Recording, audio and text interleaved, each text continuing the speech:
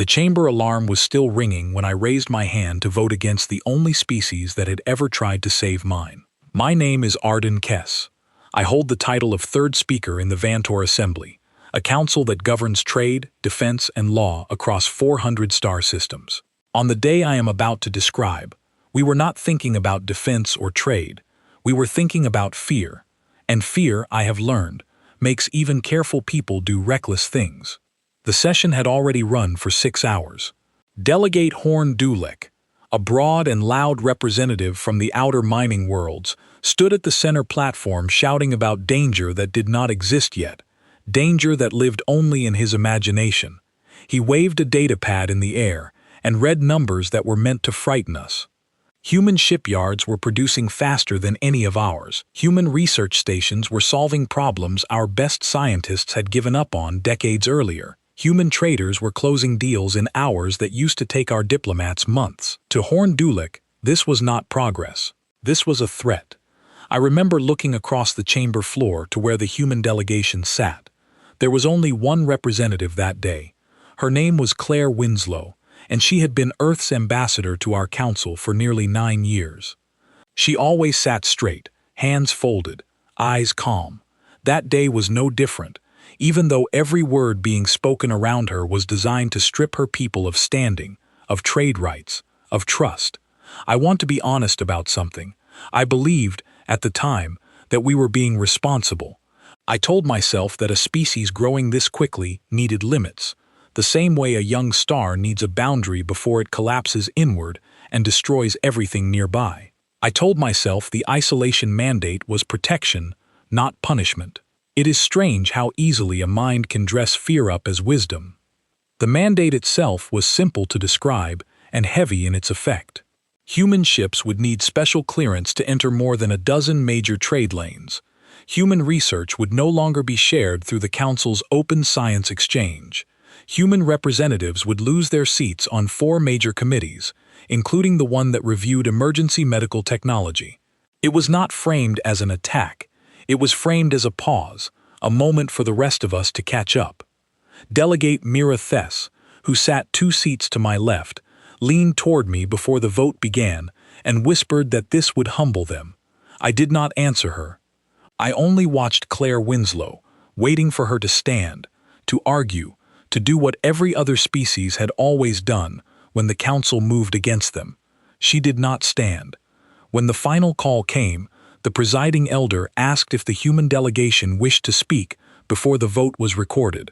Claire Winslow rose slowly, and for a moment I believed we were about to hear a defense, perhaps even hear her plead. Every other delegate in that chamber had pleaded, at some point, for something. It was the nature of small voices trying to survive among larger ones. Instead, she said only this. She thanked the council for the years of partnership, said that Earth understood the vote was already decided, and expressed hope that our paths might cross again under better circumstances. Then she sat down. The chamber went quiet in a way I had never experienced before. Even Horn Dulek seemed unsure what to do with silence he had not expected. I remember thinking, in that moment, that her calm was a sign of weakness, that she had nothing left to say because she had nothing left to fight with. I was wrong, though it would take me a long time to understand exactly how wrong. The vote passed with an overwhelming majority. 211 delegates in favor, 14 against. Claire Winslow did not vote at all, since Earth held no formal vote on matters concerning its own status, a rule written centuries earlier when humanity first joined our assembly as a smaller, humbler partner. After the session ended, I found myself walking the long glass corridor that overlooked the docking ring, where hundreds of ships from 100 different worlds waited for clearance. I saw the human transport ship, sleek and quiet, preparing for departure. I told myself I would speak with Claire Winslow once more before she left, perhaps to offer some private word of comfort, something the formal record would never show. I never got the chance. By the time I reached the departure gate, her ship had already released its docking clamps. I watched through the viewport as it eased away from the station, turned without hesitation, and vanished into the stars. I did not know, standing there, that I had just watched the last friendly human ship most of us would ever see leave that station. The following morning, reports began arriving from trade stations along the routes closest to human territory. Nothing dramatic, nothing that triggered alarms, simply a pattern, small at first, that no one thought to question. Human cargo ships that were scheduled to arrive did not arrive. Human trade offices that always answered priority calls within minutes did not answer at all. A shipment of medical supplies bound for a drought-stricken colony on the edge of our territory, supplies that only human manufacturers produced at the necessary scale, simply never left its point of origin. At first, we assumed this was retaliation. Council members whispered about protest, about anger, about a species finally showing its true colors now that it had been restricted. I remember sitting in my private office that evening, staring at a report showing 17 missed shipments in a single day, and feeling something I had not expected to feel. Not satisfaction, not vindication. A cold, creeping unease that I could not yet explain. Because retaliation makes noise. Retaliation sends messages, files complaints, demands explanations. What we were seeing instead was silence, total and complete, spreading outward from human territory, like a tide pulling back from the shore before something much larger arrives. Horn Dulick, when I mentioned this to him, laughed and said the humans were simply sulking, that they would come crawling back within a season once they realized how much they needed our markets. I wanted to believe him. It would have been easier to believe him. But I kept thinking about Claire Winslow's calm voice in that chamber, the way she had thanked us before we harmed her people, the way she had shown no anger at all. People who intend to fight show anger. People who intend to disappear show peace. I did not sleep well that night. I kept replaying her final words in my mind, searching for something I had missed, some warning hidden inside her calm and simple sentence. I found nothing, not yet. It would take weeks before I understood that her silence had never been surrender at all. It had been a decision, already made, long before we ever raised our hands to vote. By the end of that first week, 3 more colonies reported disruptions in supply chains that depended on human technology. A shipping company on the mid-rim world of Halkoran reported that its entire fleet of navigation systems, all built using human-designed components, had stopped receiving software updates from Earth's engineering guild. No explanation was given.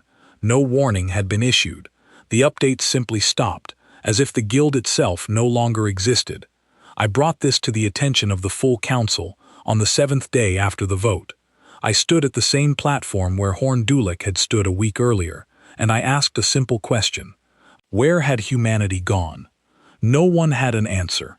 Our own diplomatic channels to Earth, channels that had operated without interruption for nearly a decade, returned nothing but a single automated response, repeating the same message no matter how many times we sent new requests. The message read that all inquiries were being redirected, and that further information would not be provided at this time. I remember Delegate Mira Thess turning to me, her earlier confidence gone, and asking what redirected meant. I told her the truth. I did not know. None of us knew. What none of us understood yet, standing in that chamber with growing unease, was that humanity had not left in anger, and had not left to punish us. They had simply finished deciding that a council which no longer trusted them was not a council worth staying inside of. And they had made that decision without raising their voices even once. I walked back to my office that night and stood at the window overlooking the same docking ring where I had watched Claire Winslow's ship depart. The berth where her transport had waited was empty now, and had been empty for days. I did not know it then, but I was looking at the first small crack in a structure that would soon begin to fall apart around all of us, quietly, piece by piece, without a single word of warning. Later that night, a young aide brought me a final piece of information before I dismissed her for the evening. She said that station records showed Claire Winslow had cleared out her private quarters 3 days before the vote even took place. Not after. Before. She had known the outcome before a single hand was raised in that chamber. She had packed her belongings, closed her accounts, and prepared her departure while the rest of us were still arguing about numbers on a data pad.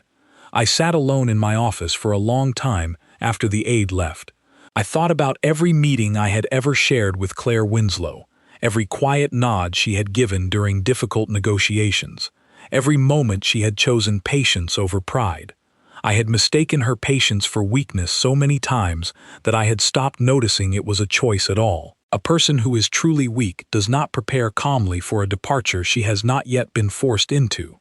Only someone who already understands the ending does that. I did not sleep that night. I kept the lights in my office off and simply watched the docking ring below, half expecting to see her ship return, half knowing that it never would. 3 weeks after the vote, I stood inside an empty embassy that still smelled faintly of fresh polish, as though someone had cleaned it the day before locking the doors forever. The human embassy on our home station had always been a busy place. Traders came and went, translators rushed between meeting rooms, and Claire Winslow's staff kept a steady rhythm of activity that made the rest of the diplomatic quarter feel slow by comparison. I had walked past that embassy 1,000 times without truly seeing it, the way a person stops noticing a familiar sound until the day it disappears. That day, the doors stood open, but no one answered when I called out. I walked through corridors lined with empty desks. Data terminals sat dark.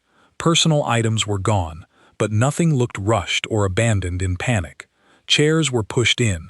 Cups had been cleared away. Someone had taken the time to leave this place in order, as if closing a chapter rather than fleeing a disaster.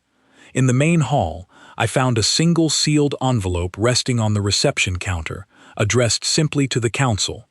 I broke the seal myself, since no one else from my staff had arrived yet. Inside was a short letter, only a few lines, written in Claire Winslow's own hand rather than typed through any official channel. The letter thanked the council for years of shared work. It stated that Earth would be withdrawing its formal presence from council territory effective immediately, and that any remaining human citizens within our borders were free to return home at their own pace, with full support from Earth's transport services. It made no accusations. It offered no warnings. It read like the closing note of a partnership that had simply run its course, rather than the declaration of an enemy. I remember standing there holding that letter, feeling a strange mixture of relief and dread. Relief, because I had expected something far more dramatic, some kind of threat or ultimatum that would justify the fear so many delegates had shown during the vote. Dread, because the absence of any threat felt somehow worse. An enemy who threatens you still needs something from you. A person who simply walks away has already decided you have nothing left to offer. Within days, the quiet withdrawal Claire Winslow had described in her letter became visible across every part of council territory that had ever depended on human presence. Human doctors working in shared medical stations completed their final rounds and departed on personal transports, thanking their colleagues with polite, unremarkable goodbyes. Human engineers overseeing joint construction projects finished their shifts, filed their final reports, and left keys and access codes behind in neat, labeled containers. Nothing was broken. Nothing was sabotaged. Everything was simply, carefully, returned. I traveled personally to the shipyards at Corvassi Station, one of the largest joint construction facilities in council space, built decades earlier through a partnership between 3 council species and Earth's engineering guild.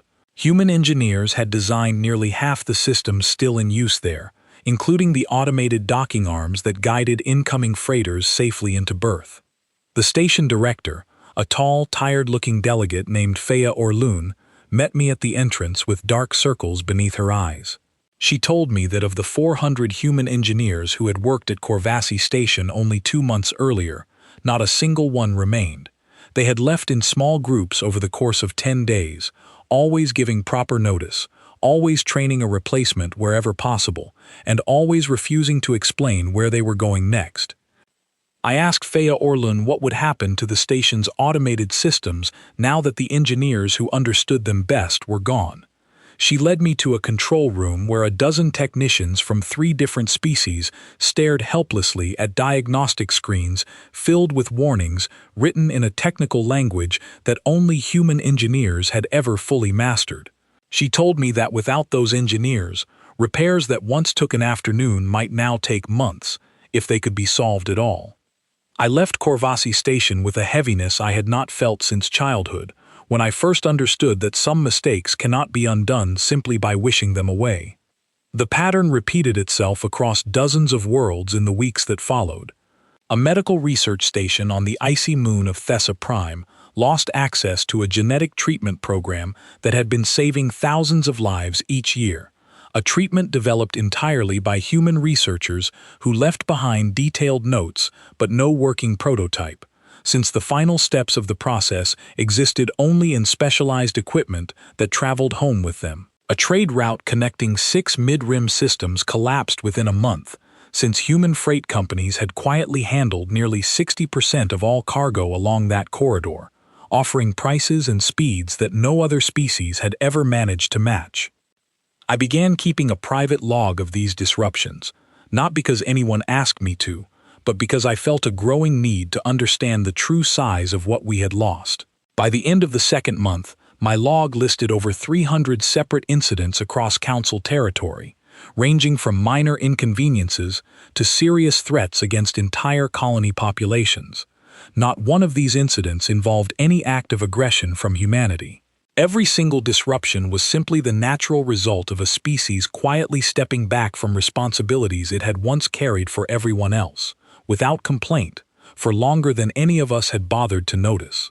During this time, I requested and eventually received permission to speak before the full council about my findings.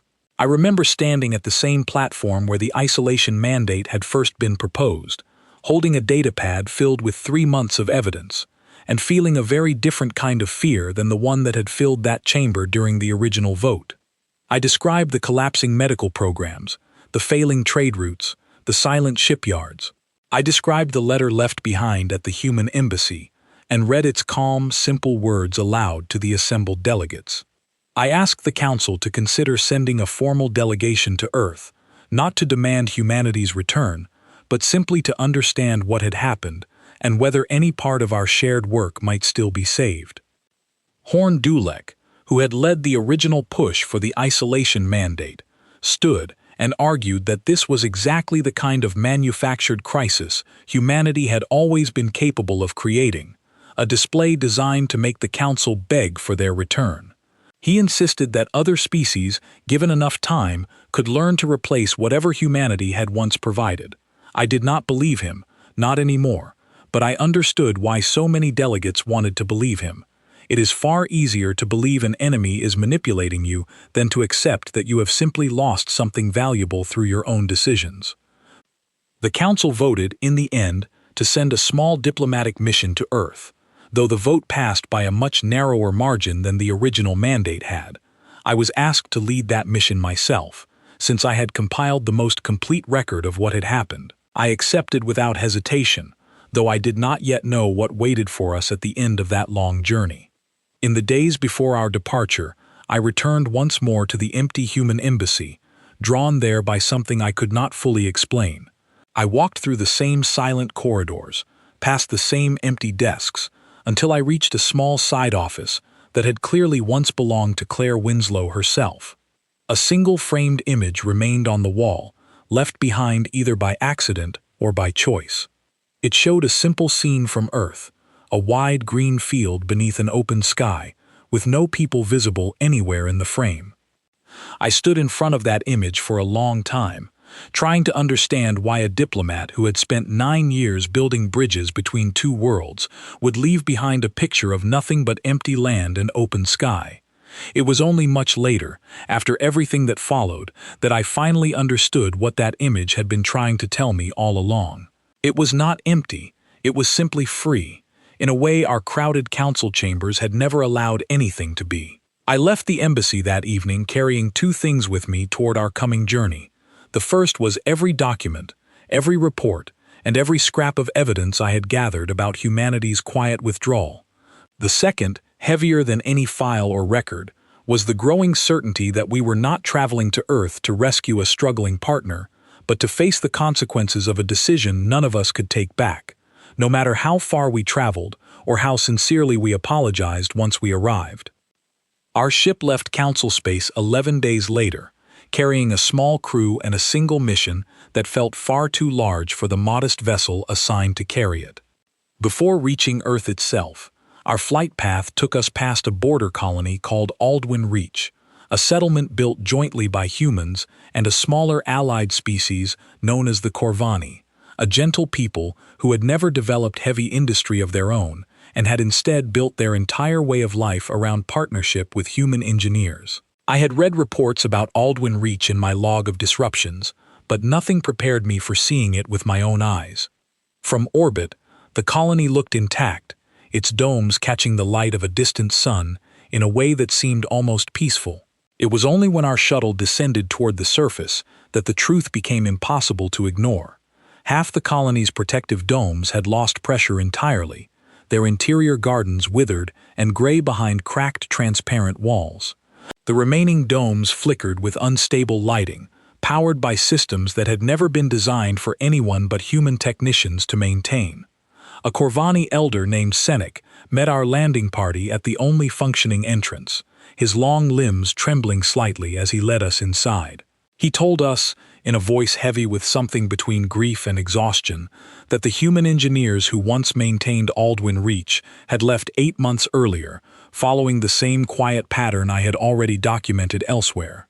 They had trained a handful of Corvani volunteers before departing, but the training had never been enough. The systems were simply too complex, built with an assumption that humans would always be present to guide them. Senek led us through corridors where emergency lighting cast long shadows across empty maintenance bays. He showed us water reclamation systems running at half capacity, life support arrays patched together with makeshift repairs that would not hold much longer, and a nursery dome where dozens of young Corvani had been moved after their original living quarters lost stable temperature control. He spoke without anger, though I found myself wishing he would show some anger, since his calm acceptance felt somehow harder to bear than any accusation could have been. I asked him whether the Corvani people blamed humanity for what had happened to their colony. Senek considered the question for a long moment before answering. He said that humans had never promised to stay forever, and that the fault, if fault existed at all, belonged to those who had made staying impossible. He did not look at me when he said this, but I understood exactly who he meant. We spent 2 days at Aldwin Reach, helping where our limited resources allowed, and recording detailed reports of the colony's condition to bring before the council upon our return. On the morning of our departure, as our shuttle prepared to lift off, a young Corvani girl approached me at the edge of the landing pad, her small hands clutching a folded piece of fabric that had once been part of a human engineer's uniform, left behind as a keepsake. She asked me, in careful but clear council standard, whether the humans would ever come back to fix the domes.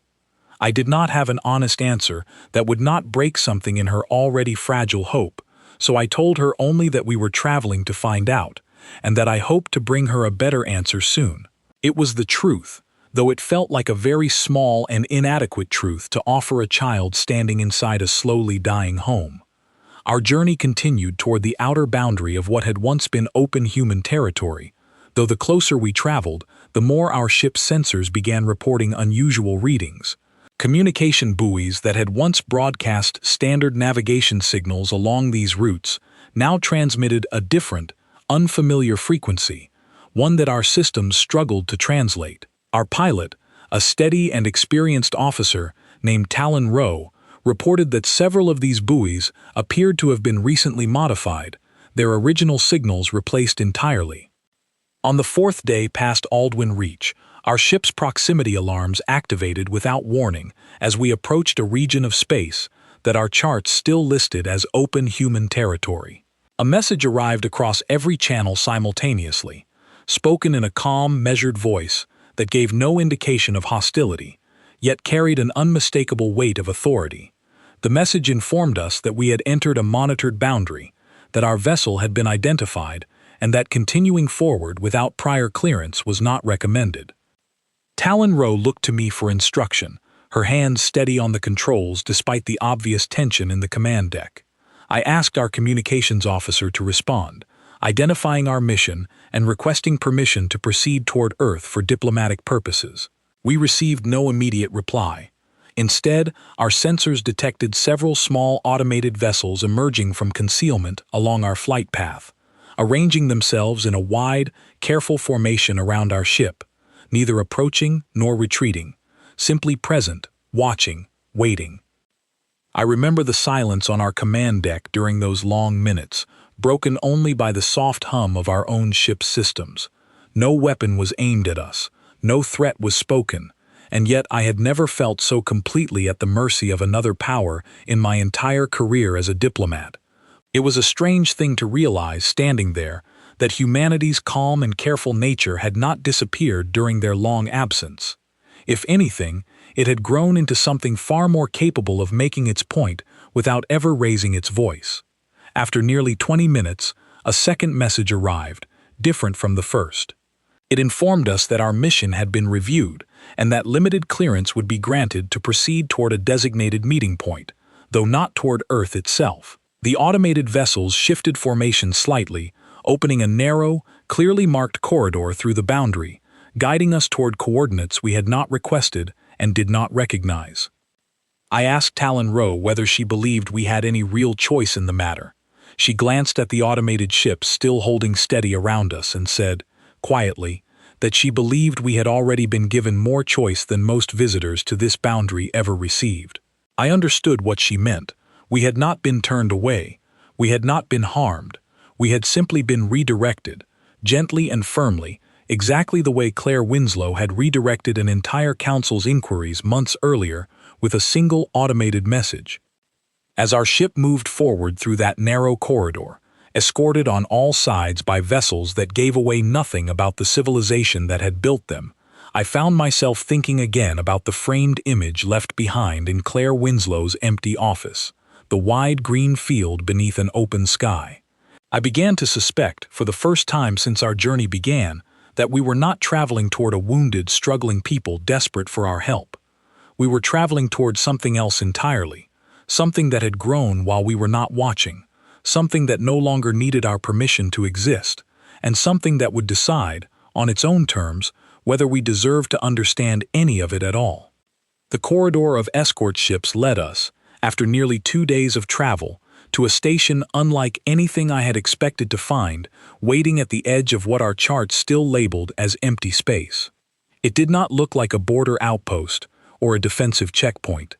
It looked like a city, suspended among the stars, its surface covered in wide gardens, visible even from a distance through great curved windows of clear material. Lights moved across its structure in patterns that seemed designed for beauty rather than function alone. Talon Rowe, watching the approach from the pilot station, said quietly that she had never seen a human structure built like this before, and I realized with a slow, uncomfortable understanding that none of us had, because it had been built entirely after humanity's departure from our council. Our ship was guided to a docking berth by the same calm, automated voice that had spoken to us at the boundary. As the docking clamps engaged, I felt a nervous energy spread through our small crew, the kind of tension that comes from stepping into a place you cannot predict or control. I gathered the formal documents I had prepared for this meeting. Though standing there in that moment, they felt suddenly small and insufficient against whatever waited beyond the airlock. The doors opened to reveal a wide receiving hall filled with soft natural light, plants growing along every visible surface, and a single man waiting near the entrance, dressed simply, without any of the formal markings our own diplomats always wore to signal rank or importance. He introduced himself as Owen Bradshaw, a coordinator for what he called the Meridian Compact, a name I had never encountered in any council record. Owen Bradshaw greeted us with a politeness that felt genuine rather than performed, offering refreshments and a place to rest after our long journey before any formal discussion began. I found this courtesy almost more unsettling than hostility would have been, since it suggested a people entirely at ease with our presence, rather than a people bracing for confrontation. Once we were seated in a quiet meeting room overlooking one of the station's many gardens, I asked Owen Bradshaw the question that had followed me across every step of our long journey. I asked him why Earth had left the Council without a single word of protest, and where the resources for a structure like this had come from, when human territory within Council space had shown clear signs of decline for months. Owen Bradshaw considered the question carefully before answering, in the same measured, unhurried tone I had come to associate with every human message we had received since the boundary crossing. He told me that Earth had not simply left the Council. Earth had been quietly building an alternative path for many years before the isolation mandate was ever proposed. Aware that a relationship built on fear rather than trust could not last indefinitely. The mandate itself, he explained, had not created this outcome. It had only confirmed what humanity's leaders had already suspected, and had accelerated a transition that had been planned for far longer than any of us imagined. I asked him why no warning had ever been given, why Claire Winslow had said nothing during the vote that might have changed the Council's course. Owen Bradshaw's expression softened slightly, and for the first time during our conversation, I heard something closer to sadness in his voice, rather than simple calm explanation. He told me that warnings had been given, many times, over many years, though rarely in the form of direct threats or ultimatums. He reminded me of reports submitted quietly to council committees about growing strain in shared systems, proposals for deeper partnership that had been dismissed as unnecessary, requests for equal representation on key committees that had been delayed year after year without explanation. He said that humanity had spent nearly a decade trying to tell the Council, through patient, careful diplomacy, that the relationship needed to change. The Council, he said gently, had simply never been willing to listen to a voice that never raised itself. I sat with that answer for a long moment, feeling the weight of every quiet meeting I had personally attended, without truly hearing what was being said beneath the surface of polite council language. I thought of Claire Winslow's calm nod during difficult negotiations, a gesture I had once read as agreement, and understood now might have been patience wearing thin in a way none of us had bothered to notice. Owen Bradshaw led us, after our conversation, on a brief tour of the station, allowing us to see firsthand what humanity had built beyond the boundaries of council awareness. We passed research laboratories where scientists worked on medical treatments far beyond anything shared with the council's open exchange. We passed engineering bays where new ship designs took shape, built with a confidence and independence that no longer depended on any outside approval. We passed a wide communal hall where children played beneath open skylights, their laughter carrying easily through air that smelled faintly of growing things rather than recycled ship atmosphere. I found myself searching every face we passed for some sign of resentment, some flicker of anger directed toward the council delegation walking through their home. I found none. What I found instead was something far more difficult to accept: indifference, gentle and complete, the kind shown toward a chapter of history that no longer held any real power over the present. Near the end of our tour, I asked Owen Bradshaw directly whether humanity intended to return to the council, in any form, under any future circumstances. He answered honestly, without cruelty, that the decision would depend entirely on whether the council could demonstrate a genuine change in how it treated partners it perceived as different from itself, rather than simply a desire to reclaim what had been lost through convenient regret. He told me something else, before our conversation ended, that stayed with me far longer than any other part of our exchange. He said that humanity had not left because it wished to punish the council, and had not built this new home out of anger or revenge. They had left because staying within a system that treated growth and difference as a threat had simply stopped making sense, once a better path became possible. He said this without bitterness, in the same tone a person might use to describe moving to a new home after outgrowing an old one, rather than fleeing a place that had caused them harm. Before our small delegation departed, I asked whether I might send a personal message back to Earth's leadership, separate from the formal council report I would be required to file. Owen Bradshaw agreed, and provided a channel through which such a message could be delivered, though he made no promise that anyone would choose to answer it.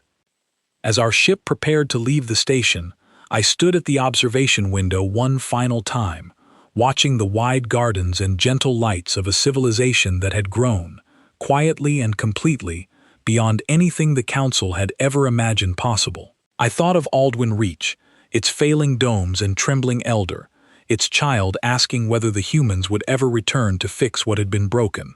I thought of the empty embassy, the letter left on the reception counter, the framed image of an open green field beneath a wide and quiet sky. I understood, standing there, that we had not traveled all this way to bring humanity home. We had traveled here to discover, too late, that home had never truly needed us at all, and that the silence humanity offered us during their departure had never been an absence of feeling. It had been a final, quiet act of restraint, extended toward a council that had never once earned the right to hear humanity's true voice raised in anger.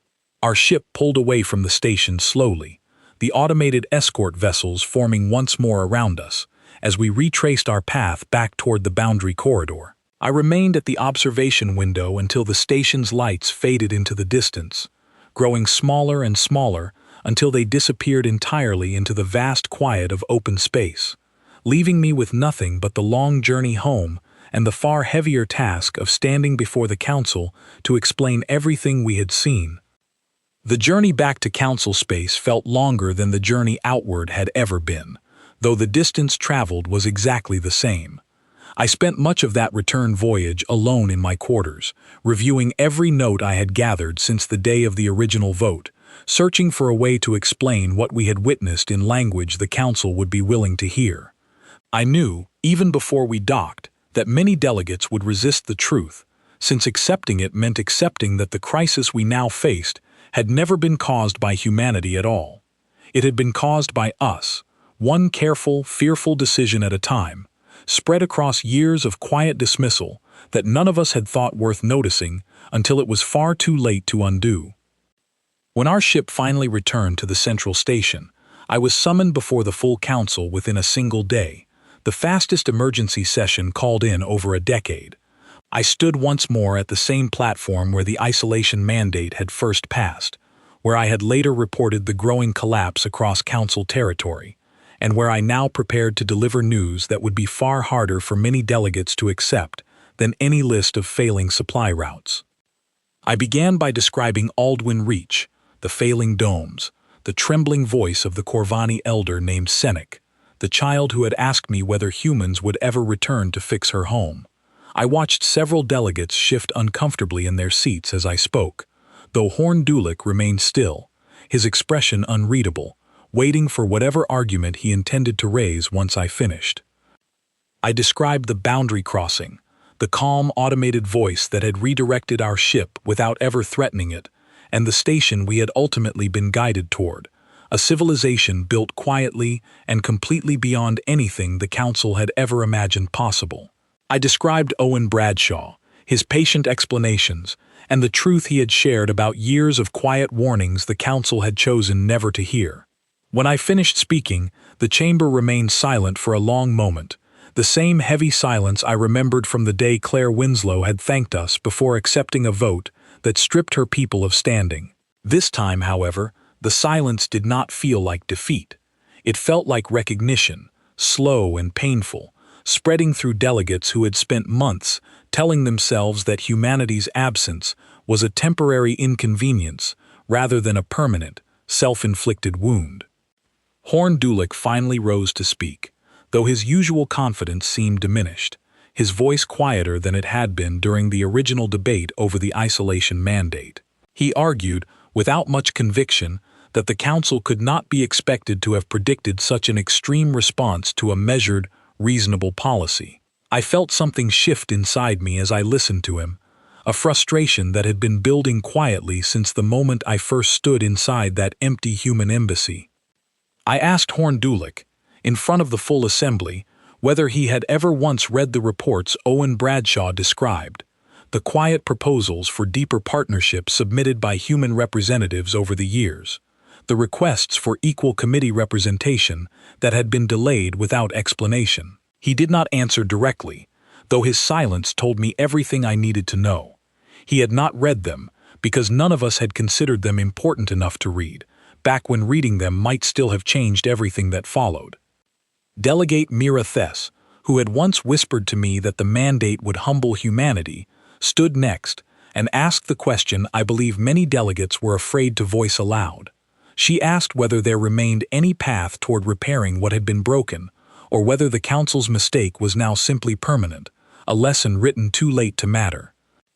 I told her honestly what Owen Bradshaw had told me, that humanity's return, in any form, would depend entirely on whether the Council demonstrated genuine change rather than convenient regret, offered only once consequences became impossible to ignore. I reminded the Assembly of Aldwyn Reach, still struggling, still waiting for help that might never fully arrive from a species we had pushed away through our own fear.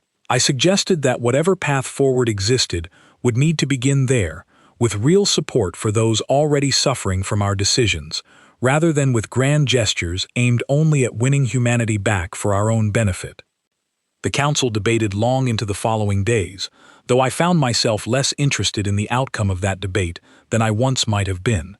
Something had changed in me since standing inside that garden station at the edge of known space, something that made the familiar rhythms of Council argument feel smaller and less urgent than they once had. I had spent my entire career believing that careful, measured caution was always the wisest path available to any government facing an unfamiliar threat. I understood now that caution built entirely on fear, rather than on genuine understanding, could cause exactly the kind of harm it claimed to prevent. During those long days of debate, I finally found the time to compose the personal message Owen Bradshaw had promised to deliver on my behalf, using the channel he had provided before our departure from the station. I sat before a blank recording screen for nearly an hour before finding the words I wanted to send, aware that whoever received this message might choose never to respond, exactly as Owen Bradshaw had warned. I recorded a message addressed simply to Claire Winslow, though I did not know whether she still held any position of influence within whatever Earth had become, or whether my words would ever reach her at all. I told her that I had visited the empty embassy she left behind, that I had found her letter, and that I had finally understood, far too late, that her calm had never once been surrender. I told her about Aldwyn Reach, and about the child who still waited for a return that might never come. I told her that the Council had mistaken her patience for weakness and her silence for defeat throughout every single year of her service among us, and that I personally regretted every quiet nod I had once misread as simple agreement, when it had likely been restraint offered to a Council that had never earned the right to hear her true feelings. I asked her, finally, the question that had followed me across every step of our long journey home. I asked her why humanity had stayed as long as it did, given everything the Council had failed to offer in return. I sent that message through the channel Owen Bradshaw had provided, uncertain whether it would ever be read, let alone answered. Weeks passed without any reply, and I found myself checking for a response far more often than I wished to admit, even to myself. During those same weeks, the Council slowly began implementing new policies aimed at supporting colonies like Aldwyn Reach, though progress remained slow and difficult without human expertise to guide the necessary repairs.